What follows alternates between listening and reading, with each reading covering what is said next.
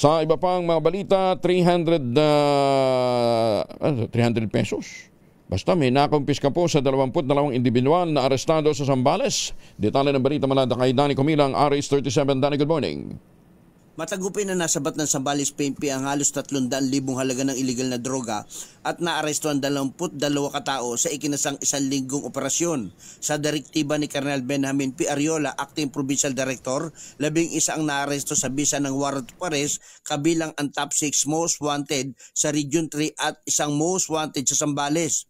7 anti-illegal drug operation naman ang ikinasa kung saan 11 ang nahuli at nakumpiskahan ng 43.34 gramo ng shabu na nagkakalaga ng 294,712. Bukod dito, nasamsam din ang isang baril na kalibre 22 at mga bala.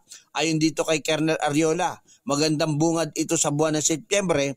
Ang tagumpay ng operasyon ng PNP ay asahan ng publiko na tuloy-tuloy pa ito para sa kapakanan ng mamamayan. Danny Kumilang, RH37, DZRH, una sa Pilipinas, una sa Pilipino. Maraming salamat, Danny.